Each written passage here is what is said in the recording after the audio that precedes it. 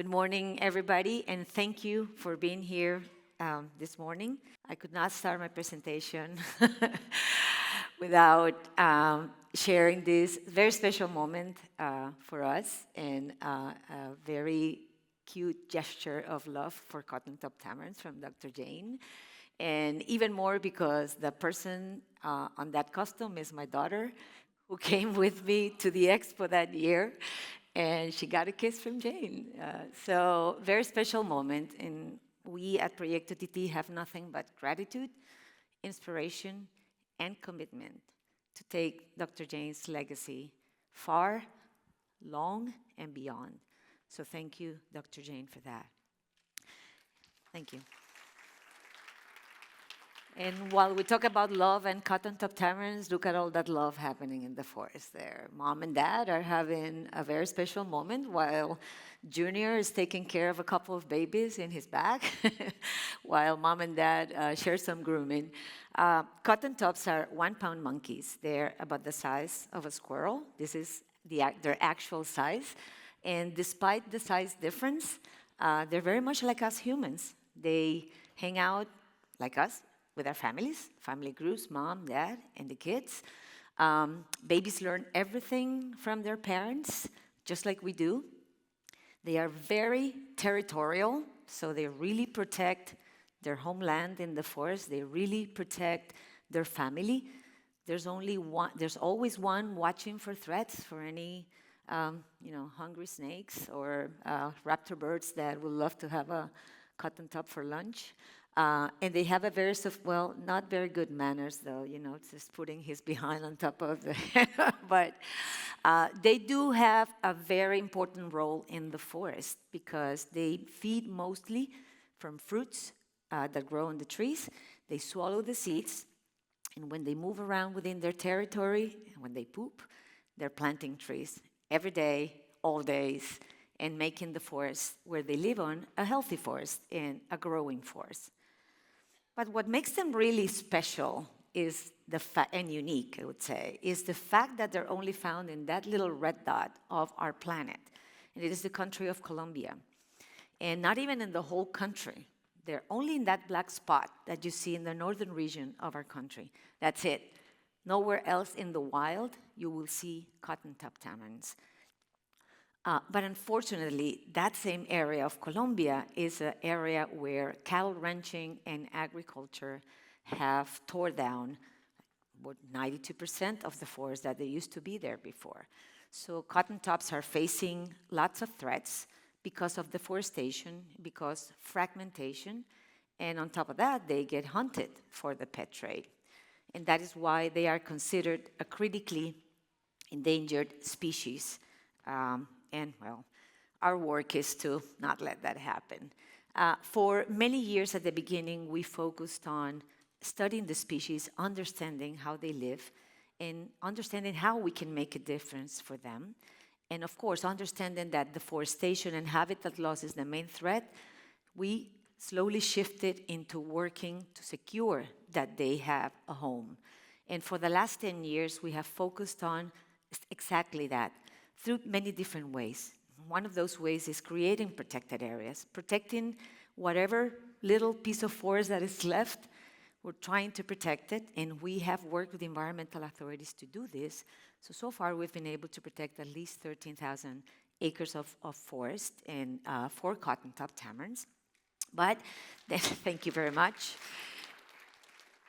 But we have also worked with the farmers because they are usually cutting trees and cutting the forest to plant their crops or to bring their cattle ranching activities. So we create conservation agreements in partnership with other organizations, and they commit to protect corridors of forests within their land, and they get incentives for that, and they get also training to do sustainable farming. But those corridors are becoming like a spider web that is connecting protected areas so that the monkeys can move around freely and find resources, because they never come down to the ground. These guys are always up in the trees. When they come down to the ground, they become vulnerable to predators, so they never do that. And then that can bring other problems for the species. And then also we have purchased land, which has been That's 2,500 acres we've protected of forest corridors. So we have created our own forest reserve, and thanks to you in this room today, last year we had a big win, conservation win. We were raising funds to buy this large property with the red outline, and now our reserve looks like this. So we have about 2,500 acres of land that is now dedicated to cotton top tamarind, and it's also 2,500 acres. But this new land, this is what it looks like. This was a land that was used for cattle ranching for over 30 years. So it's mostly pastures, bare land, and scattered trees here and there, right?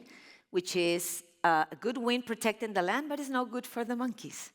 So now our next challenge is to turn something that looks like this into something that looks like this. That is our next win that we're hoping to get.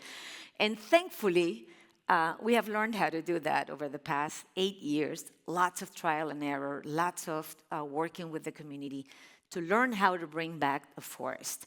And you would think it's a matter of just planting trees and the forest grows, but there's a lot of work behind bringing back a forest, starting with collecting the seeds from mature trees, germinating them, waiting for them to spur up, preparing a good soil that works for all the different 70 different plant species that we work with in the nursery. And then once they are like a foot and a half or 2 feet up, then we have to tag them so that we can monitor their growth, their survival. And then we have to hire an army of people to help us bring these saplings from the nursery into the planting areas. And then they get all ready to start digging holes and putting some hydro retainer for the dry season, and then planting the tree. But that doesn't end that either. Then every year we go back and then measure survival and growth, just so that we can do some science along and learn how it's all working.